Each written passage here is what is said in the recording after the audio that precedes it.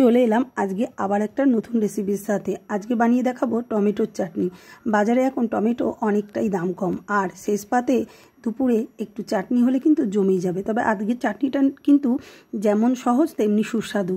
একদম তেল ছাড়া, জল ছাড়া, চিনি ছাড়া চাটনিটা বানিয়েছি। তাহলে কথা না বাড়িয়ে দেখতে থাকুন চাটনিটা কেমন করে বানালাম। আর সবাইকে আমার পরিবারে স্বাগত। তো আমি এখানে প্রায় 300 মতো পাকা টমেটো, একদম লাল পাকা টমেটো নিয়ে নিয়েছি, কুচি কুচি করে কেটে নিয়েছি। আর যে কড়াইতে রান্না করব সেই কড়াইতে একেবারে নিয়ে নিলাম। সাথে একসাথে নুন, হলুদ আর কাঁচা লঙ্কা চেরা দিয়ে দেবো। গ্যাস কিন্তু জ্বালিয়ে দিয়েছি। সমস্ত কিছু একবারেই দিয়ে দেবো, নাড়াচাড়া করে তারপর ঢাকনা চাপা দিয়ে দিতে হবে। কোনো রকম কিন্তু তেল জল ব্যবহার করছি না। তো কুচি করা টমেটো সমস্ত কিছু দিয়ে এবার ঢাকনা চাপা দিয়ে দিলাম। প্রায় 2-3 মিনিট পর দেখবো টমেটোটা এই পর্যায়ে চলে এসছে, মানে পুরোটাই একদম কিন্তু গলে গেছে। তো আর একটু খুন্তি দিয়ে ঘাটা ঘাটা করে দেবো।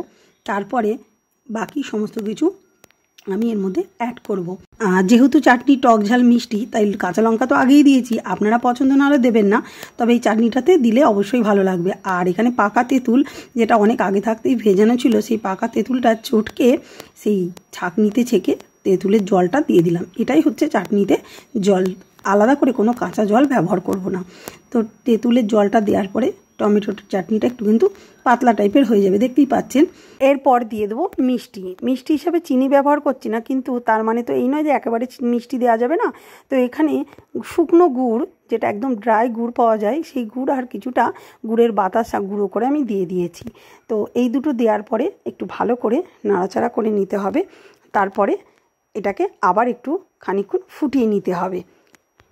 এক বাটি দেখালাম বলে এক বাটি দিইনি, আরও কিছুটা দিয়েছি, মানে পরিমাণ যতটা প্রয়োজন আপনারা আপনাদের স্বাদ ও পরিমাণ অনুযায়ী দেবেন।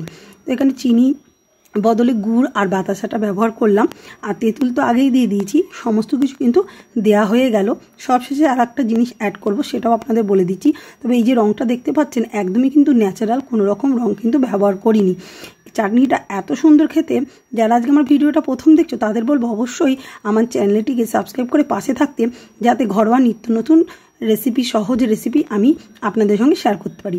এবার চলে আসি রান্নার শেষ পর্যায়ে। এখানে কিছুটা পাঁচফোড়ন নিয়েছি। বাড়ির পাঁচফোড়ন হলে খুবই ভালো হয়, নিজেদের মতো কম বেশি করে সমস্ত কিছু মিশানো যায়।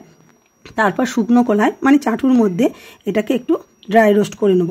তারপর এটাকে গুঁড়ো করে নিতে হবে। তো এই যে পাঁচফোড়ন গুঁড়োটা, এটা কিন্তু চাটনির একটা সবথেকে বড় মানে মজাদার ব্যাপার, যেটা লাস্টে দিলে পরে খুব সুন্দর একটা মানে সেন্ট হয়। তো এই জিনিসটা অনেকেই জানে না যে পাঁচফোড়নও এইভাবে গুঁড়ো করা যায়। যাই হোক, তো এইভাবে চাটনির শেষে গ্যাসটাকে অফ করে পাঁচফোড়ন গুঁড়ো করে দিয়ে ওপর থেকে নামিয়ে ঠান্ডা করে পরিবেশন করলেই রেডি একদম পাকা পাকা টমেটোর চাটনি। তো তেল ছাড়া চাটনিটা কিভাবে বানালাম দেখতেই পেলেন। আশা করছি ভালো লেগেছে। যদি ভালো লেগে থাকে তাহলে অবশ্যই আমার পাশে থাকবেন, আমার চ্যানেলটিকে সাবস্ক্রাইব করে আগামীর জন্য বেল বাটনটি প্রেস করে রাখবেন। সবাইকে ভিডিও দেখার জন্য অনেক অনেক ধন্যবাদ।